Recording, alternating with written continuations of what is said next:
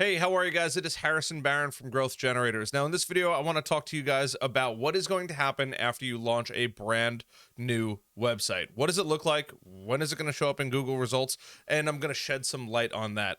Before I dive into it, check out in the links down below. I have a free masterclass on the top 8 things you're probably doing wrong with your website that is costing you money, meaning people are visiting and you're probably not getting people ringing your cell phone. With that being said, let's dive into it.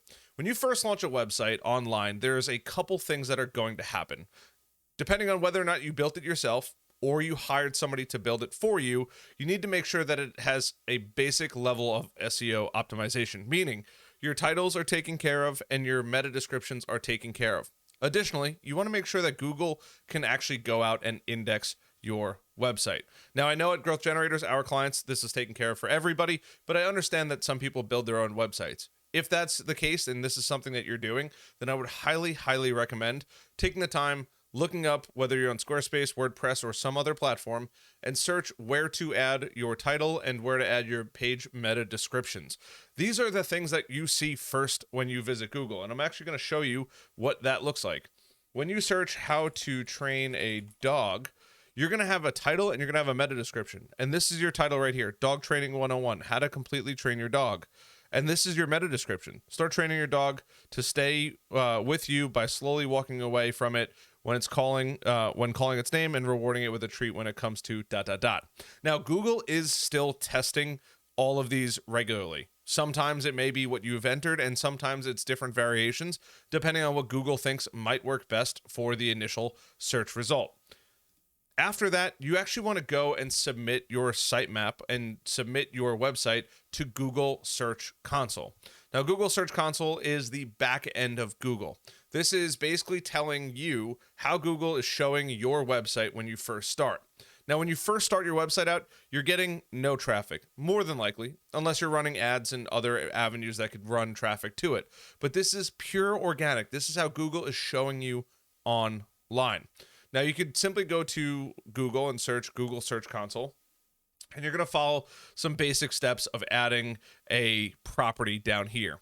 Now, that's one step. After you go through that, you're going to go to your sitemaps, and you want to make sure that you submit your sitemap to Google. Once again, at my agency, Growth Generators, this is something that we take care of for all of our clients. But if you're new to it or you're not sure, you can simply go to your URL. In this case, it's going to be growth-generators.com,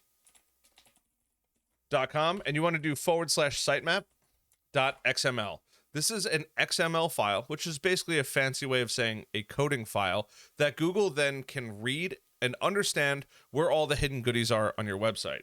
If you actually look at this, it's not very appealing to look at on Google, but this is basically a treasure map that shows Google, hey, these are all the pages in our website, and additionally tells it which ones to actually index, meaning start to rank, versus which ones to avoid. Go in there, you can hit enter, you can submit it, and it'll tell you when it was last read and how many current pages are being discovered. That is the absolute bare minimum that you have to do when you're going through and actually creating a brand new website.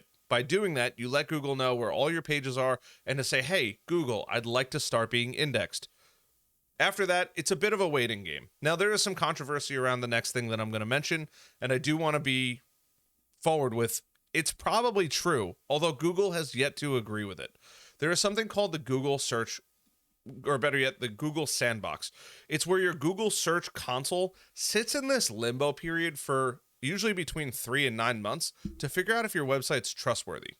If you're somebody that's hitting publish on your website and hoping that it's going to rank #1 on Google tomorrow, chances are pretty good that's a pipe dream and it's not going to happen. It takes Google a while to start building trust to your website.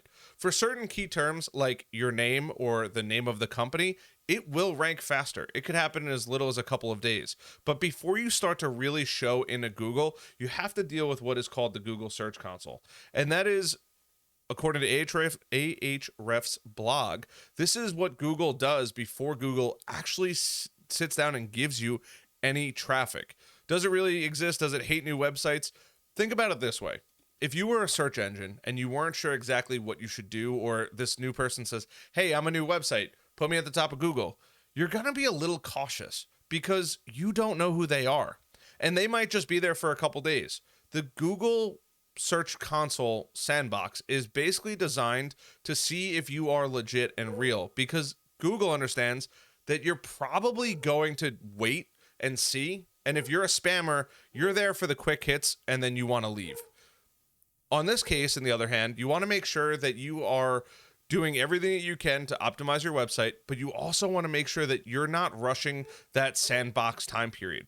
Unfortunately, there's not much you can do. Working with a SEO expert can help expedite that process, but ultimately, it's a slow, boring process.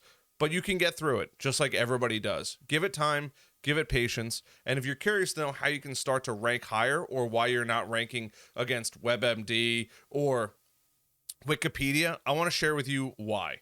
When you first start your website off, your website has a low domain authority, meaning it's a new website. There's no reason why Google should trust it, why Bing should trust it, why Yahoo should trust it, and you haven't proven that you're worth anything to any of them. And because of that, your domain authority starts out at 0. As you progressively work and time goes on and you build links to your website and you add more content, these search engines then go through and look at it and they say, you know what? They've been around for a while. The information seems good. Seems like it correlates a lot with what's currently ranking on Google. We're going to start to slowly increase that domain authority. And as time goes on and you keep working and working on this, you're going to start to realize that you can go through and start to rank pretty quickly for different keywords after you've gone through the sandbox. So I want to share with you what that looks like and how you could possibly start ranking. So I've just thrown my website in here, growth-generators.com. I have an on-page score of 94, which is fantastic. I would hope so. We are a search engine optimization company. We have 1,700 keywords, 1,600 organic keywords, not keywords, traffic, and 1,500 backlinks, which is fantastic, and I'm very proud of that. When you first start out, though, you're going to not have all of this information. If I actually go to a site traffic estimation on here, you'll be able to see that our domain authority is currently sitting at a 53, which is great. However, once again, like I said, you're starting out at 0. Domain authority is very similar to sound, where a 20 to 30 is 10 times as hard as a 0 to 10 or 10 to 20. And it progressively gets more and more difficult. Websites that are in the high 90s, Forbes, Entrepreneur Magazine, Wikipedia, but websites that aren't in the high domain authority, you've probably never heard of because they're still working to get and work their way through the Google sandbox or just ranking through Google in general.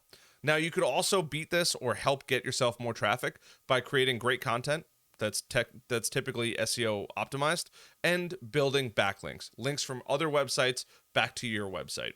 These are two of the proven ways that consistently give results at getting more traffic, ranking higher on Google, and building up that domain authority, which can result in a variety of benefits for your website. I hope you guys found this video helpful and informative, as I was trying to make it very, very informational. And if you guys have questions about how any of this works, I'll be happy to answer them. Leave a comment down below and give this video a like, hit the subscribe button. And if you're interested in learning how your website is probably missing out on additional revenue, check out that masterclass down below. I'll see you guys in the next video.